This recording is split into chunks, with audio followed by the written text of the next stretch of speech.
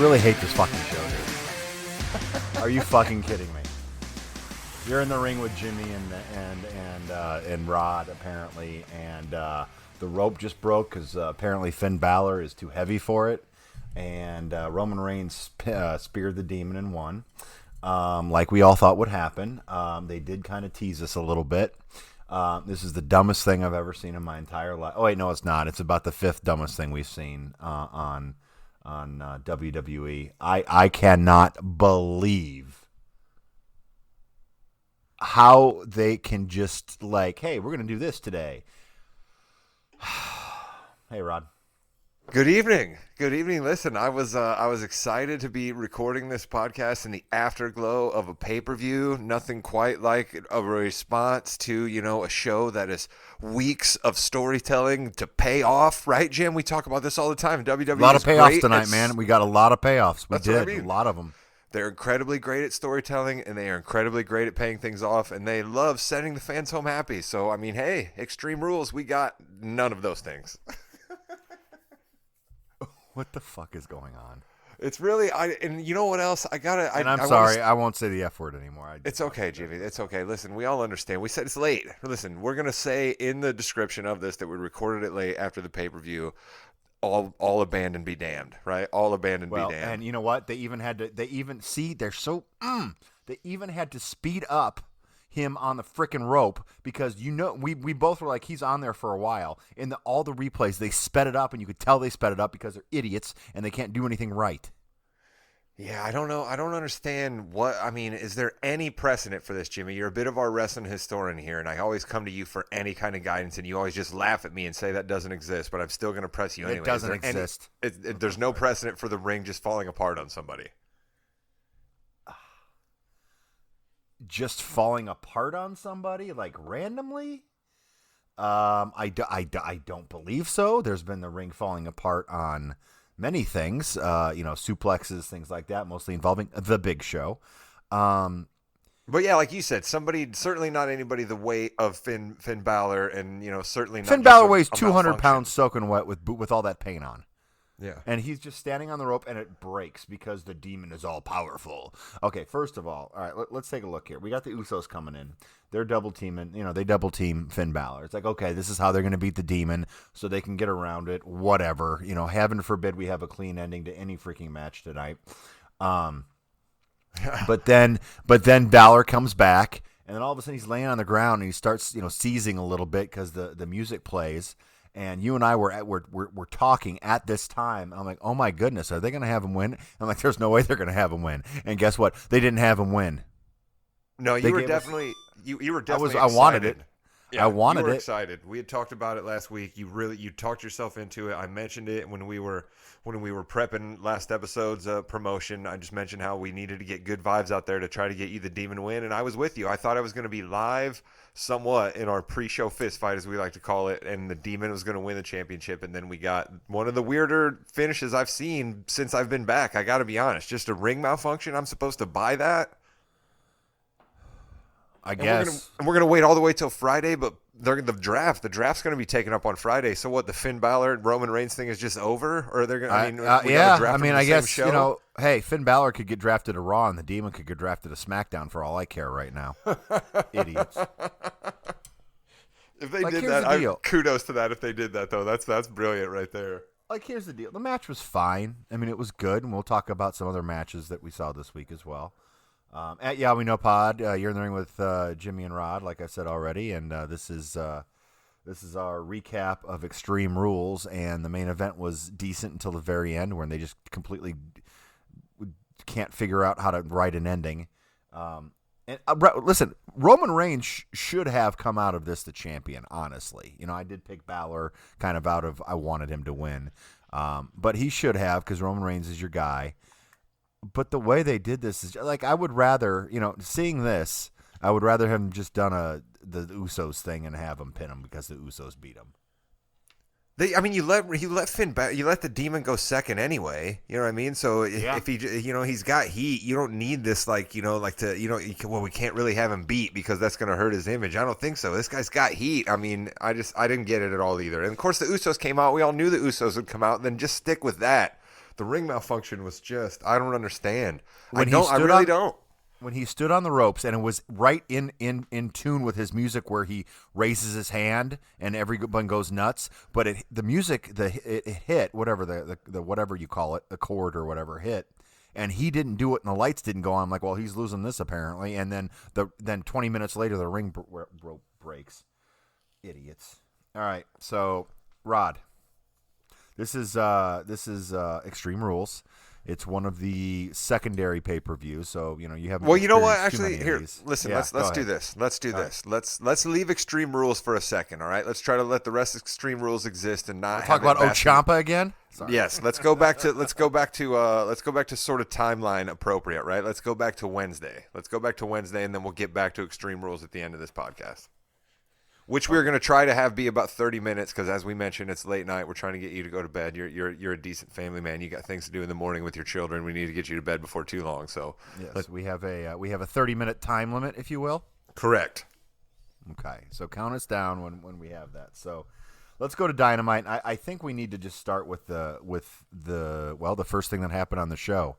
Ooh, Rod, Bryan Danielson, the American Dragon, versus Kenny Omega, the AEW World Champion, in a non-title match. Your thoughts? I was extremely, extremely impressed. I really was. I've been a big fan of Omega since I came along, but that's a lot of just promo work. I hadn't seen him actually wrestle too many matches, so seeing him get in the ring with Bryan Danielson, who I only had one match of experience with, where I believe it was his last match in the WWE, where he fought Roman Reigns on a SmackDown, and I think that guy kicks an awful lot, and so I'm going to say that there was just a lot of kicks involved. Like I felt like I saw a lot of kicks this week when I watched a lot of different wrestling. I just saw a lot of kicks, but the match was incredibly impressive. I mean, it was incredibly impressive, and I loved the 30-minute time limit because I was on a roller coaster the whole entire match. I was up and down and with them, and I see it, Jim. I see why people love AEW, and I'm starting to understand who more of the characters are.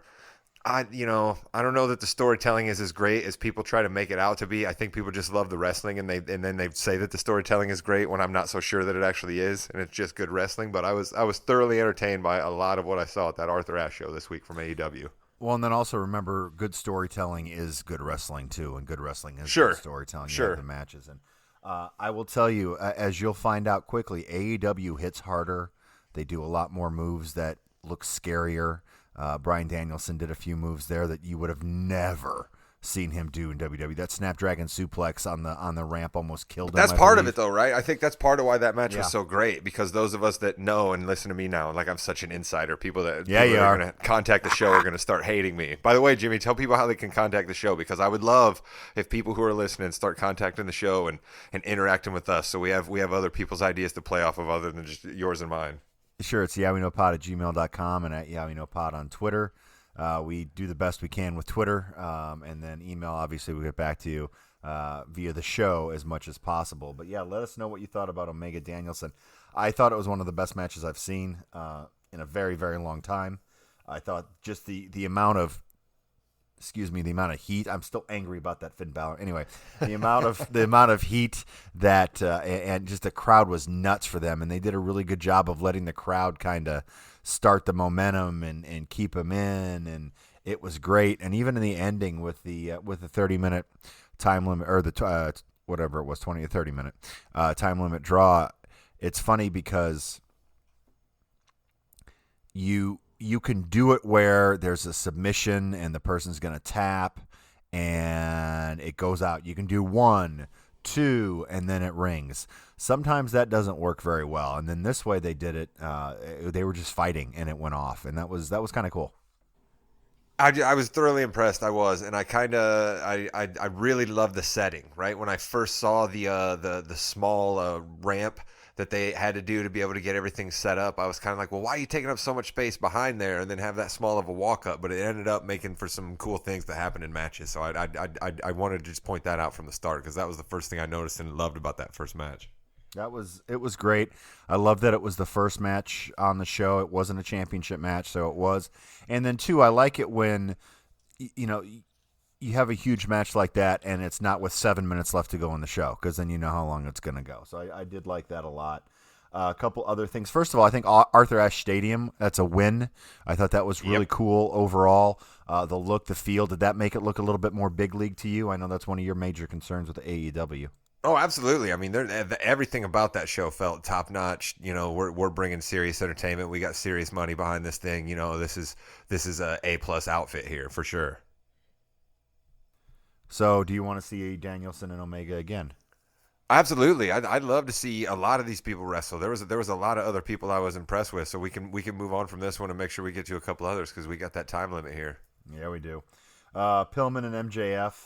MJF is an amazing heel. I think is he your favorite wrestler, or is he like a brother to you? I mean, I don't think anybody's going to be able to replace Seth Rollins for a little bit right now. I mean, Seth Rollins has just really got a real special spot in my heart right now, but definitely MJF is the guy that, like, you know that meme where if I'm walking with Seth Rollins, I'm kind of looking as MJF's walking by us. Mm-hmm. Okay. I thought Pillman did a good job. You could see he's still a little green here and there, but you're elevating people this way while keeping MJF really, at the top. And AEW does not have a problem with many people that could be world champions. And MJF, are you kidding me, as a world champion? He would be amazing. What a great heel. Listen, give me a guy with a mullet who has a cheerleader come down to the ring with him anytime, all right? So Brian Pillman, plus he's got the history in wrestling, works. Loved it. MJF's mother and father even don't like him. Did you see that? I didn't know. I don't think I noticed that because there was some of the match I watched sort of on silent, just kind of in the background as I was doing a couple other things, so I missed that. So they had MJF's dad was wearing a shirt that says "I hate MJF," and on Twitter, the mom is wearing "We're MJF's parents and we think he sucks too," and then MJF replies with "Fuck you, mom." Nice. There we go. MJF definitely living the heel life. Sometimes Twitter is fun. Malachi Black and Cody Rhodes. Malachi Black is supposed to be a bad guy, but they need to switch him to a good guy because people love him. Yeah, the crowd was really into that guy, but I liked Cody Rhodes. I thought that I could see why that dude is kind of the backbone of that company. Man, that guy's definitely a good wrestler. And then he's got the reality show coming, where it's kind of showing him behind the scenes and everything like that. So that'll be pretty cool. This is your first match with Sting, and Sting and Darby Allin against FTR. Sting still got it, brother. He's 63 years old. Yeah, I know, but that's more on FTR, man. God bless those guys for working their butts off to get Sting over. You know what I mean? And it was okay, and he didn't look incredibly old, and the match worked. But I don't know, man. We don't need to see 60-something-year-old Sting in the ring much more. But I love me some Darby Allin. And you're not going to. He's good. He's there to get Darby over. And he's going to be on Darby's big shows. Impressive. Yeah, Darby's really good. I like him a lot. And then we had Dr. Britt Baker beating Ruby Soho. Is Britt Baker really a dentist? Is that a real thing? Is she actually a dentist? Yeah. She's like a something. Yeah. How about that? Isn't that funny? Yeah. Those two could wrestle. I was impressed with that because you say AEW has a woman problem, but I thought that match was pretty impressive. Well, Ruby Soho's new to the division, which is good, and Britt Baker's really, really good. It just shows you how much talent was wasted in WWE with Ruby Soho. So hopefully never miss a chance to take a shot at Vince. Do you, Jimmy? I love it. No, I don't.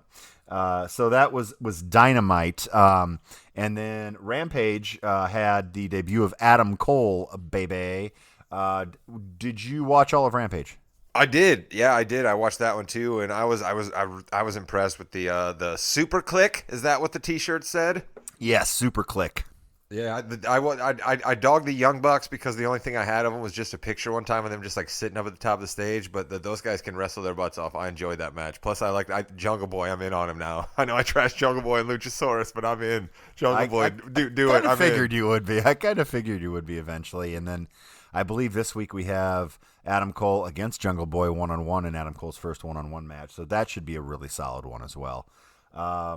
Anything else you want to talk about Rampage? Yeah, obviously Arthur. I like that was only my second or third Punk experience. So I was impressed with that match. I like the way he works. He's definitely old school, and I dig that.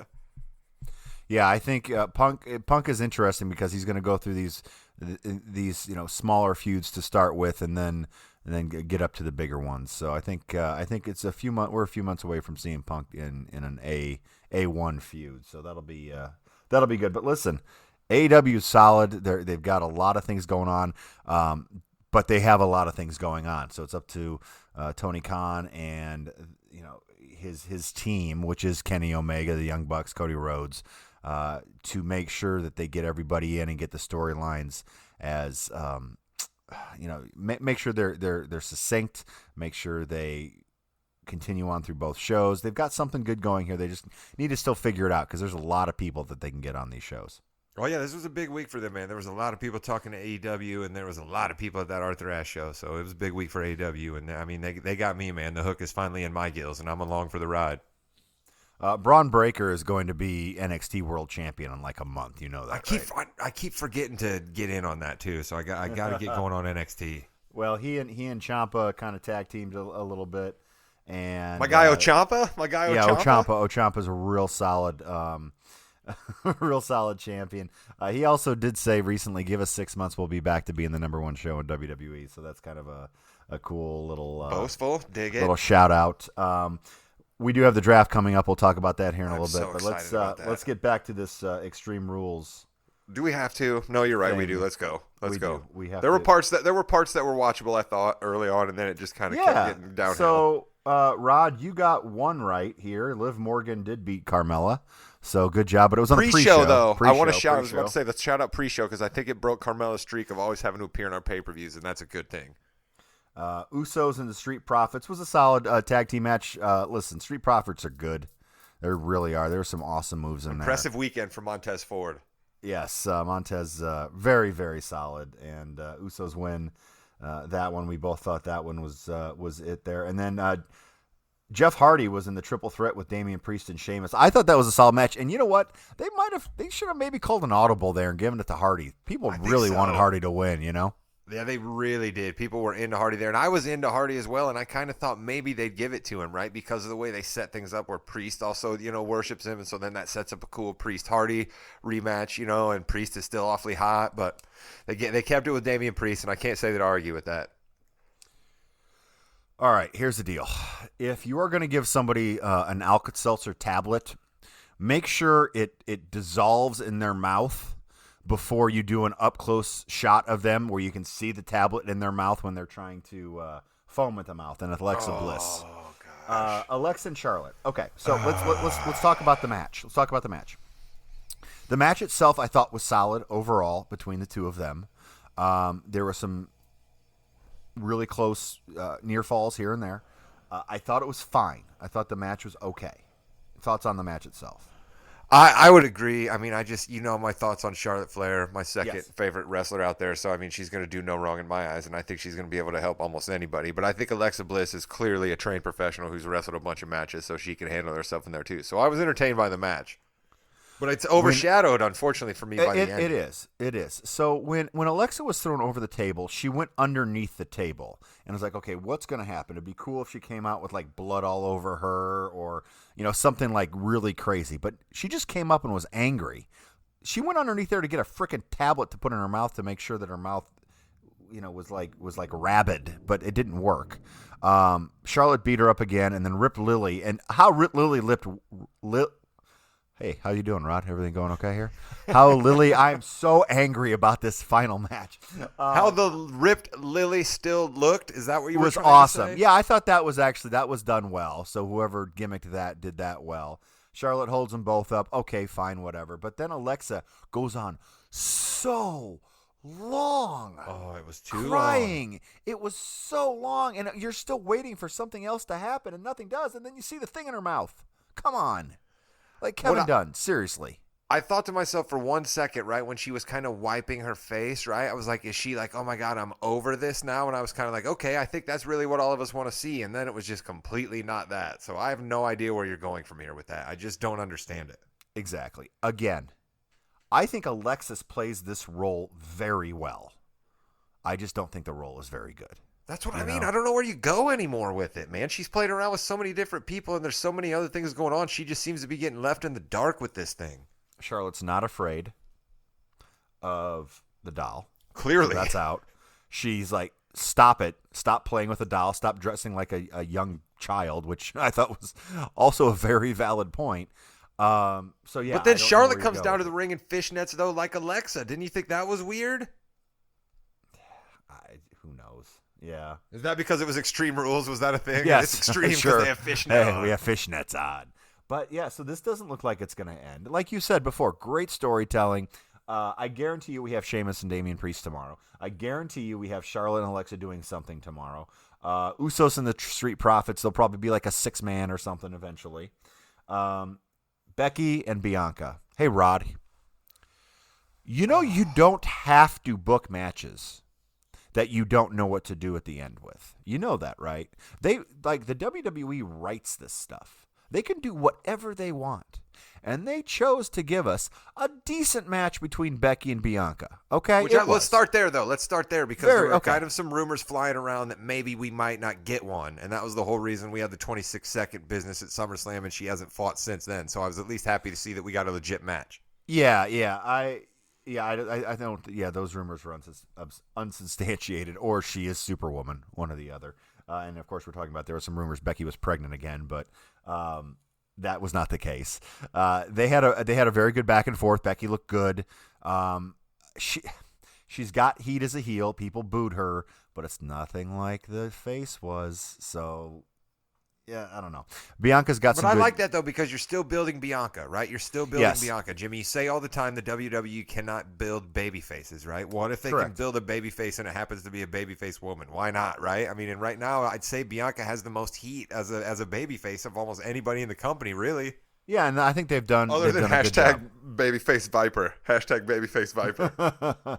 So Bianca's gonna win at the end, and Sasha Banks comes out and just causes the disqualification. Which again, also let's double down on the WWE chose this. I think that the angle of Sasha's mad because I was supposed to get a shot at the title at SummerSlam is fine. Get vaccinated, a good angle, then. But you can bring her. Well, you're right there. You're right there. But that's pretty easy. But you can bring her back almost at any time. It's been an awfully long time since SummerSlam, and they still chose this to be the time where they're finally going to unleash that storyline, which they could have told any time. Exactly. So Becky's still the champ. Sasha's mad at both of them. But it is an awful lot of heat. I'll say this, I guess, to try to put a positive spin. Look at me. But it does give an awful lot of heat to the women's division as to who's going to end up where right ahead of the draft. I think it's the wrong heat for this one, though. It's this is stupid heat. I can't think of anything else on the show that was as dumb as this. Yeah. Let's go to the main event, Rod. One thing about the main event, how speaking of COVID and vaccinations and everything like that, how awesome was it that Roman Reigns, when they went in the crowd, threw a mask on because he is in that highly, contagious group? How cool was that? Hey, that's good for the WWE. You know what I mean? Good for the WWE. That's a him thing. I guarantee he's like, no, I'll go in there, but I don't trust anybody, and you shouldn't. I mean, especially if you've had cancer and you're in one of those high risk groups. So that was kind of neat, and he actually looked like a badass. Hey, somebody should send a clip of that to Anthony Rizzo, though. Probably should, for sure. All right then. Demon and Reigns had a good back and forth. Demon looked good. Reigns looked good. When the Usos came, you kind of knew it was going to be getting to the end. I thought that it was creative how they did the music and whatever Finn Balor was doing, humping the floor. But just that rope thing was just inexcusable. So you kind of liked the demon power thing. Is that something that had been part of his character before, or was this a new wrinkle they gave? Not to that degree, no. So I thought that was interesting because that would have been a way, and you make somebody a superhero essentially to beat their superhero of Roman Reigns. Yes. But again, Roman Reigns should have won this match, and he did. I just don't. I think the ending be better. Because you'd have to do way too many dynamics and switch around and backpedals to then have him have the belt to fight Lesnar in Saudi Arabia for that huge pay-per-view at the middle of the afternoon on a Thursday. Yeah, on a Thursday where the world is watching. No, they're not. They're at work or sleeping, depending on where you are. One thing that they could have done very easily. This is an Extreme Rules match, Rod, right? Yes, I believe it was. They pulled out a few tables and chairs and a kendo stick wrapped around a bunch of other kendo sticks. Forgot about the demon kendo stick. Oh, I forgot about that. Okay, whatever. Anyway, all they needed was a pair of bolt cutters or like shears, the cut your bushes with or whatever. All they needed was to show that once. Have Roman Reigns get a pair of bolt cutters to go hit Balor with, and Balor kicks it, the bolt cutters fall down. Then at the end, you see Paul Heyman holding those bolt cutters after the ropes broke. That's all you needed. And now we can see why that happened. Do you think that we're going to get some sort of backpedaling and they try to tell us some version of that even though we didn't see it? I don't think that. No, they don't care. Well, then that's great. I don't understand. I just don't understand how these decisions continue to get made. But I guess I have to start understanding more and more how they're getting made. It's one person who gets to make all of these calls. All right, Rod, we've got about a 4-minute warning here. We need to talk about the draft that's coming up, okay? All right, let's do that. That's a good place to end. So here's the thing, Rod. They have gone from you cannot call it a draft to it's like a selection or what was it called? It's stupid. It's a draft, okay? Now they can call it a draft this year. We've gone from it's a random pick to people coming out and picking one by one. How do you want this to happen? Do you want it to be a random?